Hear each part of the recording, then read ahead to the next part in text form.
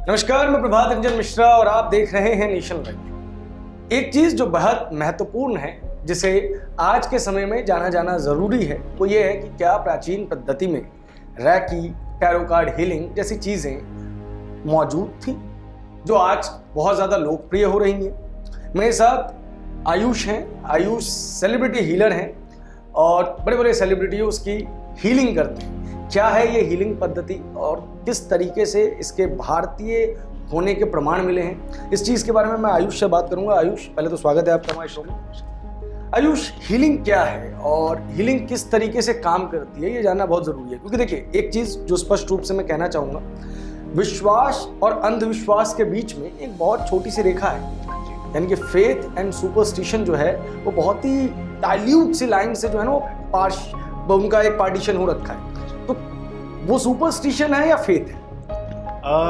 ये जो recce healing करता हूँ वो साइंटिफिकली प्रूवन है। अच्छा, बेसिकली अगर मैं रेकी के पास्ट के बारे में बात करूँ कि रेकी कहाँ से है, रेकी को लोग बोलते हैं कि जापानीज हीलिंग थेरेपी है। बट आपने सुना होगा गौतम बुद्ध इंडिया में जब थे तब वो टच थेरेपी के थ्रू कोई भी तरह की प्रॉब्लम हील कर देते थे जी। बट इंडिया में ऑफ कोर्स उन्होंने सिर्फ एक ही ग्रैंड मास्टर को सिखाया था, ग्रैंड मास्टर आनंद। बट फिर उसके बाद इंडिया में ये हीलिंग थेरेपी लुप्त हो गई थी। फिर 1904 को by doctor Mikao Usui Japan में ये हीलिंग थेरेपी रीइन्वेंट हुई थी। तो आपने सुना होगा ऑरा का एक साइंटिफिक वे है चेक करने का, क्रिलियन फोटोग्राफी। अच्छा, सेम वे से रेकी में कुछ सिंबल्स हैं जिसके थ्रू हम नेगेटिव एनर्जीज को पॉजिटिव में कन्वर्ट करते हैं। उन सिंबल्स को हमने उन क्रिलियन फोटोग्राफी से चेक किया है कि जब भी हम वो सिंबल्स बनाते हैं, कहीं किसी भी जगह पे बनाते हैं, किसी भी इंसान पे वो सिंबल बनाते हैं, तो नेगेटिव एनर्जीज को पॉजिटिव में करता है और universal life force energy work करती है उसमें। और हमारी लाइफ में जो भी प्रॉब्लम्स होती हैं या जो भी अच्छी चीजें होती हैं वो एनर्जीज की वजह से होती है। बिल्कुल। तो फॉर एग्जांपल चाहे हमारे साथ हेल्थ इश्यूज हो रहे हैं या करियर वाइज इश्यूज हो रहे हैं या प्रॉब्लम्स हो रही हैं, वो नेगेटिव एनर्जीज की वजह से होती हैं। तो हम रेकी के थ्रू उस इंसान के, उस पर्सन की, या अगर हमारे घर में नेगेटिव एनर्जीज हैं तो उस जगह में वो सिंबल्स बनाते हैं और उन नेगेटिव एनर्जीज को पॉजिटिव में कन्वर्ट करते हैं। हाउ, कैसे? थ्रू दो सिंबल्स। जैसे हम चक्रास बैलेंस करते हैं, हमारा ऑरा स्ट्रॉन्ग करते हैं, और हमारे कभी कभी हमारी लाइफ में इश्यूज सराउंडिंग एनर्जीज की वजह से होती है, इन्फ्लुएंशियल एनर्जीज की वजह से होती है। लोग कहते हैं कि किसी ने ब्लैक मैजिक करवा दिया, तो मैं तो नहीं बिलीव करता हूँ ब्लैक मैजिक में, but I believe in energies, जैसे कि मैंने बताया। तो उन नेगेटिव, बेसिकली ब्लैक मैजिक नहीं होता, वो नेगेटिव एनर्जीज होती हैं। तो नेगेटिव एनर्जीज को हम सिंबल्स के थ्रू, सेशन के थ्रू, कुछ सेशंस होते हैं इसमें, 25 मिनट्स के, 1 आवर के सेशन होते हैं, 10 मिनट्स के सेशन होते हैं। तो वो सेशंस डिपेंड करते हैं कि आपकी प्रॉब्लम कितने टाइम से है और आपकी प्रॉब्लम क्या है एग्जैक्टली। तो उस पर डिपेंड करता है कि एग्जैक्टली हमें कितने सेशंस लगेंगे और कैसे हमें करना है। देखिए, मैं बेसिकली जर्नलिस्ट हूँ, तो मैं ये नहीं कह सकता कि मैं किसी चीज़ के ऊपर विश्वास करता हूँ या नहीं विश्वास करता, लेकिन आपने जो एक शब्द बोला, negative energy and positive energy, ये तो संसार का नियम है। Exactly. मैं हमेशा कहता हूँ कि फिजिक्स की जो करेंसी है वो एनर्जी है और हम उसी एनर्जी को लेके आगे चलते हैं। ये चीज़ तो प्रूवन है कि अगर आपके आसपास के लोग मोटिवेटेड हैं तो आप भी मोटिवेटेड रहें, यानी कि आपके आसपास एक पॉजिटिव एनर्जी है तो आपके अंदर भी पॉजिटिविटी आ गई। सेकेंडली, अगर आपके आसपास के लोग नेगेटिव हैं तो आप भी नेगेटिव हो जाएंगे। कुछ ऐसा ही है या कुछ अलग है?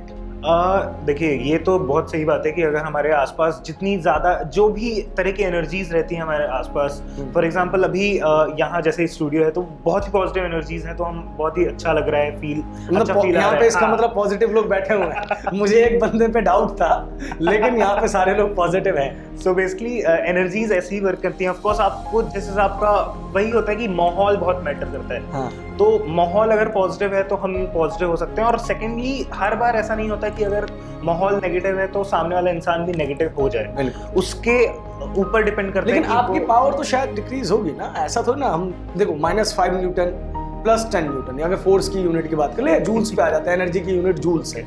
आपके पास -5 जूल किसी एक व्यक्ति की एनर्जी है और किसी एक व्यक्ति की +10 जूल एनर्जी है, तो इवेंचुअली जो एनर्जी हो जाएगी वो कितनी हो जाएगी? +5 जूल, यानी कि एनर्जी डिक्रीज तो हुई। हाँ, डिक्रीज हो जाएगी, बट इससे उस व्यक्ति के ऊपर तो इम्पैक्ट आएगा ही ना, जो पॉजिटिव था। लेकिन हाँ, शायद उस व्यक्ति के ऊपर अच्छा इम्पैक्ट आ जाएगा जिसकी एनर्जी कम है। अच्छा, एक मूवी आई थी लक, देखिए आपने? नहीं। अच्छी मूवी थी। मैं हीरो का नाम शायद इमरान खान था, हीरो का नाम संजय दत्त वगैरह सब थे। उसमें ना संजय दत्त लोगों के लक को बोरो करता था, यानी कि किराए पे लेता था। बहुत अच्छी मूवी थी, हालांकि चली नहीं ज्यादा।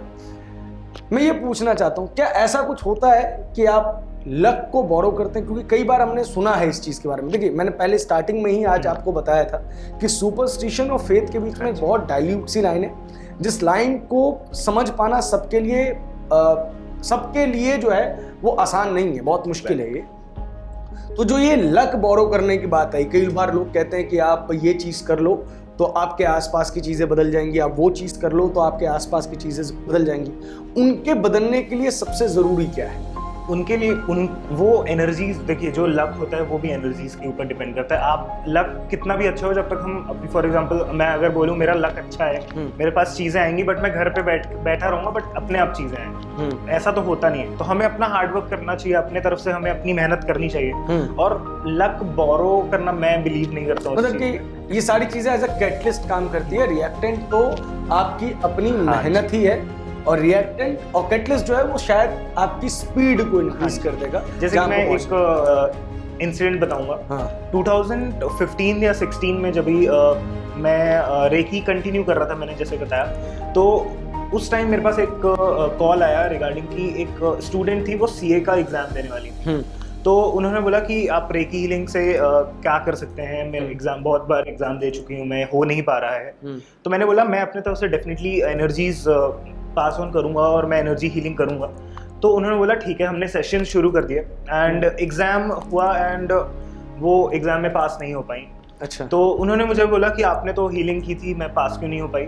तो मैंने बोला कि मैंने हीलिंग की थी, बट आप बताइए कैसे आप कर रहे थे, मतलब सिर्फ हीलिंग कर रहे थे, आप पढ़ भी रहे थे? तो उन्होंने बोला कि नहीं, आप हीलिंग कर रहे थे, मैं 15-20 दिन पहले मैंने पढ़ना छोड़ दिया था। अच्छा। तो मैंने बोला ऐसा नहीं होता है, क्योंकि देखिए जैसे रेकी हीलिंग है, आपको पॉजिटिव एनर्जीज देगी, पॉजिटिव एनर्जी आपको रिसीव भी करनी चाहिए, और रिसीव वही होता है कि आप मेहनत कर रहे हैं, आप अपनी डेडिकेशन दिखा रहे हैं। तो किसी भी चीज को पाने के लिए अपनी डेडिकेशन, हार्डवर्क तो करना ही पड़ेगा।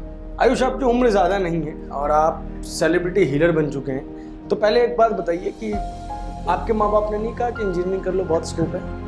ये एक्चुअली मैं प्राउडली बोल सकता हूँ कि मेरे फैमिली में काफ़ी ज़्यादा सपोर्ट था। इनफैक्ट मैं इस फील्ड में इसीलिए आ चुका हूँ कि मेरे पापा की वजह से, मिस्टर काशी प्रसाद गुप्ता, उन्होंने ही मुझे, मतलब जब मैं 7-8 साल का था तब उन्होंने मुझे रेकी हीलिंग या मेडिटेशन से मुझे रूबरू करवाया, उन्होंने मेडिटेशन करना शुरू करवाया।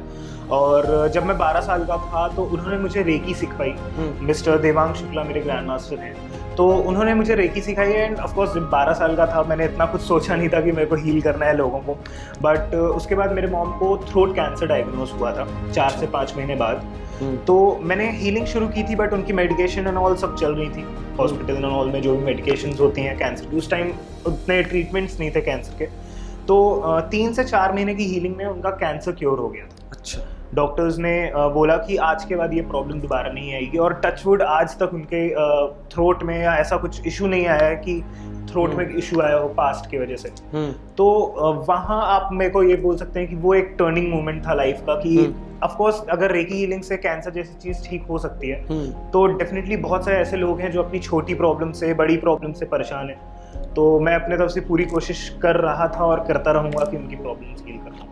बहुत बढ़िया।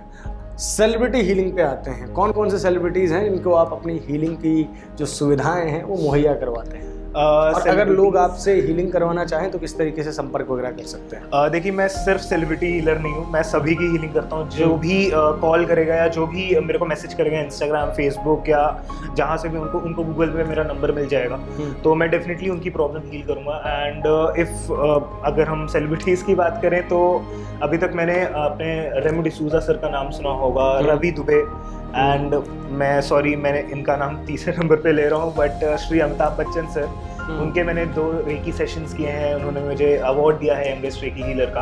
अच्छा। तो और लाइक टीवी इंडस्ट्री से अगर हम बात करें तो रवि दुबे, बलराज सयाल कॉमेडी सर्कस खतरों के खिलाड़ी में, and Nikul Desai comedy nights with Kapil जो आता था, उनके डायरेक्टर, कॉमेडी सर्कस के director, and Shankar Mahadevan, Udit Narayan sir, and many more. बहुत बढ़िया, बहुत बढ़िया। आयुष, एक चीज़ बहुत इंपॉर्टेंट है जिसके साथ मैं इस चीज़ को समाप्त करना चाहूँगा, इस वार्तालाप को अपनी ख़त्म करना चाहूँगा।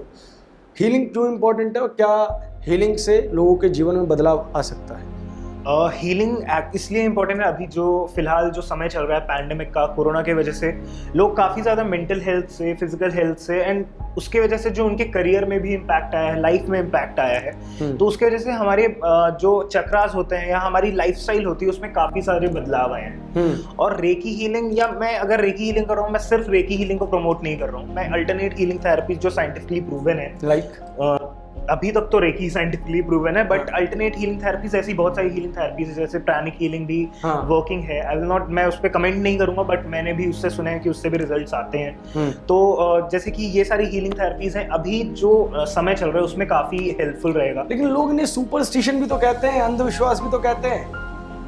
जहाँ साइंटिफिकली प्रूवन हो रहा है चीज, उसको हम अंधविश्वास कह सकते हैं। तो फिर साइंटिफिकली प्रूवन चीजों की अवेयरनेस क्यों नहीं है लोगों के अंदर? कैसे नहीं पता है? देखिए मैं आपको बताता हूँ, जैसे भारत में आज भी लोग ज्योतिष को मानते हैं, भारी मात्रा में मानते हैं। मुझे नहीं लगता कि विदेश में उस चीज को मानते होंगे ज्यादा, अभी तक जाने का मौका नहीं मिला, तो फिलहाल तो नहीं पता। भविष्य में मौका मिलेगा तो जाके सबसे पहले यही खोज करें। लेकिन वहाँ पे एक चीज होती है कि वो ग्रह की और आपकी जितनी भी चीज़ें हैं, सैटेलाइट्स वगैरह, जैसे मून हो गया, सन हो गया, इन सब चीज़ों की जो एक दिशा होती है, कैलकुलेशन करके वो फिर भी कोशिश करते हैं आपको मैथमेटिकली चीज़ें एक्सप्लेन करने की। तो लोगों का फिर भी उसके ऊपर विश्वास है। हीलिंग वगैरह के ऊपर लोगों का विश्वास क्यों नहीं है? क्यों मानते हैं कि ये सुपरस्टिशन? बेसिकली जैसे मैंने आपको बताया, जब मैं 12 साल का तभी मैंने रेकी सीखी एंड ऑफ कोर्स उस टाइम मुझे रिसर्च करने का टाइम नहीं मिला था, बट जैसे ही मैंने सोचा कि मुझे प्रोफेशनली इसको करना है, लोगों की प्रॉब्लम हील करना है, तो मैंने जब इस पर रिसर्च किया तो ये बेसिकली अपने वर्ल्ड का सिर्फ एक रेकी हॉस्पिटल है अभी, वो है चाइना में। पूरा एक हॉस्पिटल है रेकी की जो भी प्रॉब्लम है, अगर आपका एक्सीडेंट हुआ है, आपका खून बह रहा है अगर रोड पे, आप उस हॉस्पिटल में जाएंगे, आपकी हीलिंग करेंगे, वो खून बहना बंद हो जाएगा। ये सारी चीज़ें अभी इंडिया में नहीं है। मैं टचवुड 1 से 2 साल के अंदर वर्ल्ड का सेकेंड रेकी हॉस्पिटल इंडिया में ओपन करने का प्लान कर रहा हूँ। और इससे आपने सुना होगा, ऑफ कोर्स ये सारी बातें हैं कि जो दिखता है वही बिकता है। रेकी हीलिंग या अल्टरनेट हीलिंग थेरेपीज का ये है कि इसमें थोड़ा टाइम लगता है हील होने में, प्रॉब्लम ठीक होने में, क्योंकि ये प्रॉब्लम जड़ से खत्म करता है। अच्छा। आपके सारे चक्रास हील करता है, बैलेंस करता है, फिर आपकी जो भी चीज़ें हैं स्पेसिफिकली जो प्रॉब्लम है उस पर फोकस करता है। तो इसमें थोड़ा टाइम लगता है हील होने में, बट इसमें हील होता है। वही है, इसलिए इंडिया में इतना अवेयर नहीं हो पा रहा है, क्योंकि बहुत ही कम हीलर्स हैं जो जेन्युइनली कर रहे हैं। और जो आपने ना हॉस्पिटल की बात की, मैं इससे क्वेश्चन उठना चाहता हूँ, क्या उस हॉस्पिटल्स के अंदर दवाइयाँ कंसल्ट की जाएंगी या सिर्फ और सिर्फ चक्रास को बैलेंस करके ही लोगों को ठीक करने की कोशिश की जाएगी? वो सिर्फ रेकी हॉस्पिटल होगा, उसमें कोई भी मेडिकेशन। जैसे मान लीजिए किसी एक व्यक्ति का एक्सीडेंट हो गया, वो आपके पास आया, तो आप क्या करेंगे? पहले उसका फर्स्ट एड करेंगे या पहले आप उसकी हीलिंग करनी शुरू कर दें? नहीं, फर्स्ट एड तो ऑफ कोर्स वो इम्पोर्टेंट है। एक्सीडेंट हुआ है तो फर्स्ट एड इज इम्पोर्टेंट। यानी कि मेडिकल ट्रीटमेंट्स तो होंगी, हाँ, बट दी जाएंगी। हाँ, but for fastest recovery and for fast recovery, जो प्रॉब्लम स्पेसिफिकली फॉर एग्जांपल अगर आपका एक्सीडेंट हुआ है और बहुत ज्यादा कुछ मेजर इशू हो सकता है उस एक्सीडेंट से, तो रेकी हीलिंग हम करेंगे और हम ये एश्योर करेंगे कि वो प्रॉब्लम डेफिनेटली हील हो। क्योंकि उसके लिए मैं पिछले 1.5 साल से अपनी टीम क्रिएट कर रहा हूँ। ऑल ओवर इंडिया से मैं अलग अलग कैंपेन्स कर रहा हूँ और खुद ही रेकी हीलिंग सिखा रहा हूँ। और इसका कोई स्कूल वगैरह है क्या? नहीं। कॉलेज? कुछ भी नहीं। यूनिवर्सिटी? इंडिया में कुछ भी नहीं है। अच्छा, बाहर कहाँ पे? एक जापान में और एक चाइना में? जापान में, चाइना में, और ये मोस्टली यूएस अमेरिका साइड बहुत ही ज़्यादा फेमस है। लोग बहुत ज़्यादा बिलीव करते हैं इसमें। और यूएस, बिकॉज देखिए कोई भी चीज हो, बिलीव तो हर चीज में नेसेसरी है, चाहे वो मेडिकल हो, चाहे वो साइंटिफिक चीज भी है, उसमें बिलीव होना जरूरी है। तो बिलीव तो हर चीज में जरूरत है। तो ये अमेरिका साइड में काफी ज्यादा बिलीव किया जाता है और वहाँ लोगों को काफी ज्यादा रिजल्ट्स मिलते हैं। मेरा वही गोल है कि इंडिया में, मैं इसलिए all over India interviews, campaigns and all कर रहा हूँ कि सबको रेकी हीलिंग के बारे में पता चले। और जो मैं रेकी हॉस्पिटल के बारे में बात कर रहा हूँ वो भी नॉन प्रॉफिटेबल होगा। उसमें हम इतने कम चार्जेस रखेंगे कि जो सारे लोग अफोर्ड कर पाएं, क्योंकि बहुत सारे लोग इसलिए हीलिंग नहीं करवा पा रहे हैं क्योंकि वो अफोर्ड नहीं कर सकते। तो मेरा भी यही मोटिव है कि अवेयर कर पाऊँ लोगों को और लोगों को बता पाऊँ कि इसकी इम्पोर्टेंस क्या है। बहुत बढ़िया आयुष, आपको आपके इस जो मिशन है उसके लिए नेशन लाइफ की टीम की ओर से बहुत सारी शुभकामनाएं। Thank you. रेकी हीलिंग क्या है उसके बारे में आज हमने आयुष से जाना, और इस वीडियो के ऊपर आपकी जो भी प्रतिक्रिया है उसको आप कमेंट बॉक्स में ज़रूर बताएं, क्योंकि एक चीज़ बेहद महत्वपूर्ण है कि किस तरीके से किसी चीज़ के ऊपर काम किया जाए, उस चीज़ के लिए उसके एक्सपर्ट से बात की जाए। हमारी इस वीडियो के ऊपर निजी प्रतिक्रिया कुछ भी नहीं है, लेकिन अंत में फिर इसी चीज़ से मैं अपने वीडियो का समापन करना चाहूँगा कि फेथ और सुपरस्टिशन के बीच में एक बहुत ही छोटी सी लाइन होती है, जिसके बीच में डिफरेंस करना, जिसके बीच में एक दूरी तय कर पाना या एक दूरी को माप पाना सबके लिए बहुत ज़रूरी है। देश और दुनिया की सभी बड़ी खबरों के लिए हमारे साथ बने रहें और देखते रहें नेशन लाइव। धन्यवाद।